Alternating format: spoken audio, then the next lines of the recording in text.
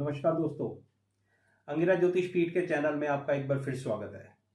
मैं आचार्य मुनीश एक बार फिर आप लोगों के साथ मेरे व्यूअर की रिक्वेस्ट पर कि आचार्य जी श्री उद्धव ठाकरे जी की कुंडली पर एनालिसिस करें, तो मेरा आज का वीडियो श्री उद्धव ठाकरे जी की कुंडली पर आधारित है।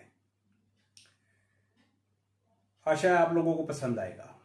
एक रिक्वेस्ट मेरे दर्शकों से, जो लोग मेरे साथ मेरे व्हाट्सएप नंबर पर जुड़े हुए हैं, उनसे रिक्वेस्ट है कि वो मेरे साथ दोबारा जुड़ें। मेरा वीडियो भी लेट इसीलिए आ रहा है, कुछ कारण था। रीज़न ये कि मेरा मोबाइल का मदरबोर्ड उड़ गया था, तो जिस कारण से मेरे को कई दिनों से समस्या चल रही थी। तो वो लोग जो मेरे साथ व्हाट्सएप पर जुड़े हुए हैं, मुझे उन जिन्होंने अपनी बर्थ डिटेल्स भेज रखी हैं या जिन्होंने पहली भेज रखी है, मेरी पहले से ही बातचीत चल रही है उनके साथ, तो प्लीज़ एक बार मेरे साथ दोबारा रिकनेक्ट करें, क्योंकि मेरे सभी नंबर्स और सभी चैट रिवाइव नहीं हो सकी है। तो इसलिए आपसे बड़ी विनम्र प्रार्थना, रिक्वेस्ट कि आप लोग मेरे साथ दोबारा जुड़ें। चलिए शुरू करते हैं आज का वीडियो श्री उद्धव ठाकरे जी की जन्म पत्री पर। देखिए, श्री उद्धव ठाकरे जी आप सभी जानते हैं महाराष्ट्र के चीफ मिनिस्टर रहे हैं, और किन सर्कमस्टेंसेस में उनको चीफ मिनिस्टर बनाया गया ये भी आप सभी लोग जानते हैं। उद्धव ठाकरे जी की कुंडली कन्या लगन की है। इस कुंडली में कुछ एक बहुत अच्छे राजयोग हैं, लेकिन कुछ एक समस्याएं भी हैं। आपको याद होगा, मैंने जब राहुल गांधी जी की और उसको बनाई थी पर एनालिसिस किया था, तब मैंने आपको कहा था कि मेरे पास कुछ एक हॉरोस्कोप्स हैं जिनको मैं प्रेजेंट कर सकता हूं, कि जिनके अंदर सबके अंदर एक जैसे योग बने हुए हैं कि माता पिता से जो प्रॉपर्टी या जो राज्य या जो साम्राज्य या पैसा प्रॉपर्टी जो मिलती है उसको नुकसान पहुंचाते हैं।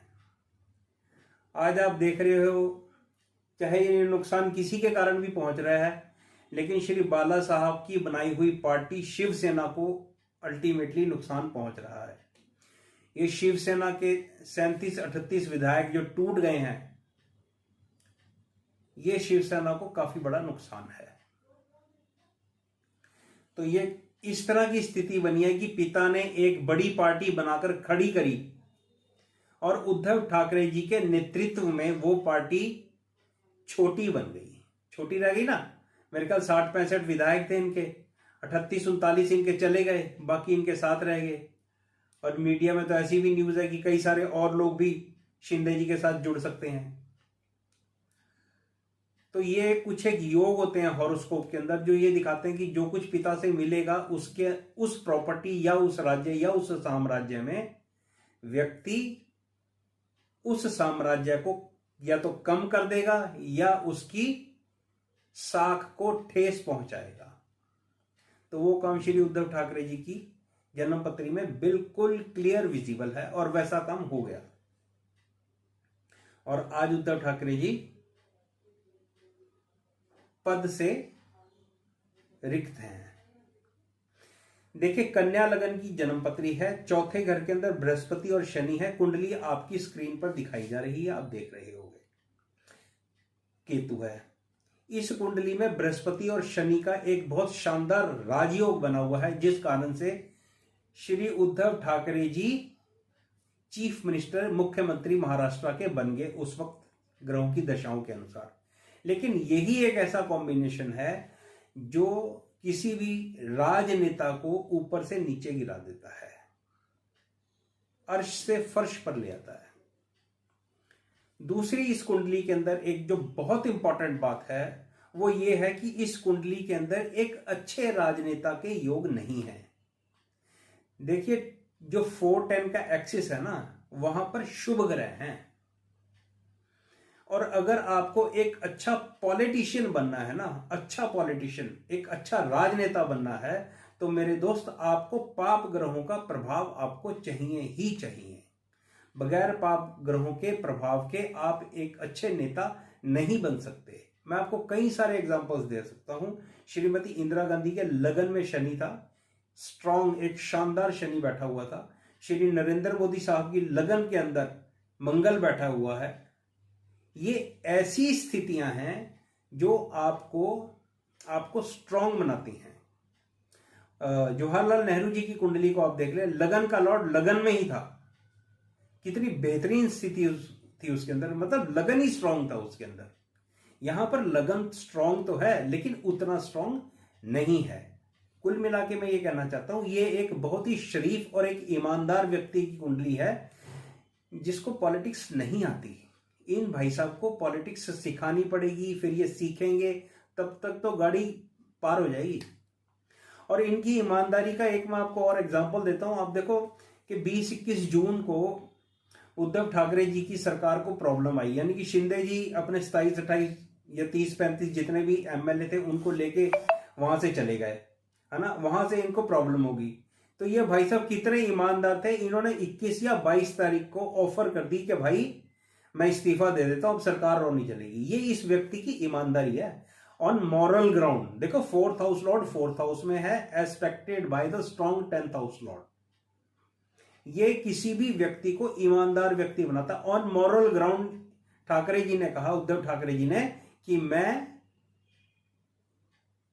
मुख्यमंत्री की चेयर से रिजाइन कर रहा हूं क्योंकि सरकार अब आगे और नहीं चलेगी, हम लोग अल्पमत में हैं। और शायद 2 या 3 दिन के बाद इन्होंने मुख्यमंत्री का आवास भी छोड़ दिया था।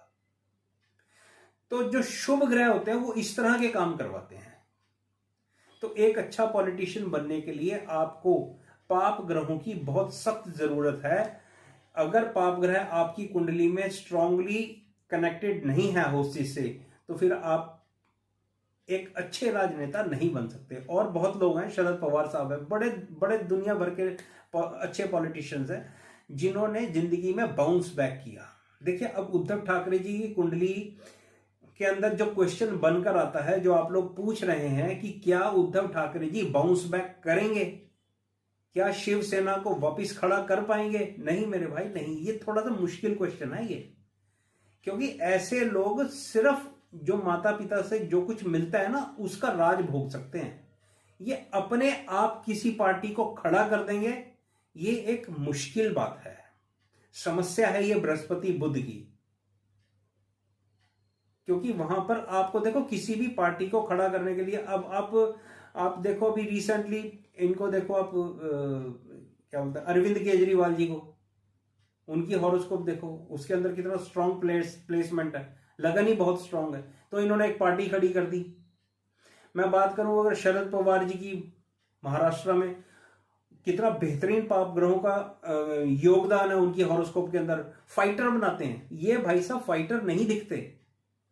यहां पर जो फाइटिंग स्पिरिट होती है ना, वो फाइटिंग स्पिरिट इन भाई साहब के अंदर, उद्धव ठाकरे जी के अंदर वो नहीं है, क्योंकि शुभ ग्रहों का प्रभाव ज्यादा है। तो ये व्यक्ति शिवसेना को वापस खड़ा करेंगे, ये अपने आप में क्वेश्चन है। मैं इसके ऊपर भी, शिवसेना की मेरे पास हॉरोस्कोप है, उस पर भी एनालाइज करके अपना अगला वीडियो उसके ऊपर डालने की कोशिश करूंगा कि क्या शिवसेना आगे अच्छा काम कर पाएगी। तो मेरे दोस्तों, कुल मिला के मैं ये कह सकता हूं, हाँ, आगे आने वाले जो इलेक्शन है वहां पर उद्धव ठाकरे जी को लोगों की सपोर्ट मिलेगी। वो एक इमोशनल सपोर्ट होगी, सेंटिमेंटल सपोर्ट होगी। लोग इस कारण से इनको सपोर्ट करेंगे कि बाला साहब ठाकरे साहब की जो पार्टी है शिवसेना, उसके साथ कुछ बुरा हो गया, उसके साथ जो एमएलए थे वो अलग हो गए। वो बाद की बात है कि वो जो एमएलए अलग हुए हैं वो आपको किस तरह से समझा पाते हैं, लोगों को कैसे समझा पाते हैं, वोट्स कैसे ले पाते हैं, वो एक अलग बात है। उनकी पर्सनल हॉरोस्कोप पर भी बहुत कुछ डिपेंड करता है। लेकिन ये व्यक्ति को मेहनत नहीं, बहुत बहुत बहुत और बहुत ज्यादा मेहनत करनी पड़ेगी। और अगर आगे आने वाले इलेक्शनों में ये भाई साहब चाहते हैं कि शिवसेना का जो परचम है, जो झंडा है, वो लहराता रहे और शान से लहराता रहे, तो इनको मेहनत नहीं, बहुत ज्यादा मेहनत करने की जरूरत है। मेरे हिसाब से ये कुंडली एक अच्छे पॉलिटिशियन की नहीं है, लेकिन हाँ, ये कुंडली एक अच्छे इंसान की जरूर है। He is a innocent fellow, he is a honest personality. ये एक बेहतरीन व्यक्ति हैं। अगर आप लोगों में से कुछ लोग, अगर कोई वीडियो देख रहा है मेरी और उनका संबंध ठाकरे जी के साथ है, तो वो मेरी बात से सहमत होंगे, मुझे ऐसा लगता है। तो ये एक छोटा सा एनालिसिस उद्धव ठाकरे जी की हॉरोस्कोप पर कि क्या वो आने वाले टाइम के अंदर शिवसेना को उठा पाएंगे। तो मेरा आंसर है ये थोड़ा मुश्किल काम है। इनके साथ जो लोग काम कर रहे हैं उनकी कुंडलियों में अगर पाप ग्रह स्ट्रांग हैं तो वो उद्धव ठाकरे जी की पर्सनालिटी को भी उठाएंगे और वो लोग शिवसेना को भी उठा देंगे। लेकिन ये अकेले अगर चाहें कि शिवसेना का परचम झंडा जिस तरह से पहले लहराया जाता रहा है वैसे ही लहराए, तो ये थोड़ा मेरे को मुश्किल लगता है। आशा है आपको मेरा वीडियो समझ आया होगा और पसंद भी आया होगा। जो लोग नए हैं प्लीज लाइक और सब्सक्राइब जरूर करें। धन्यवाद।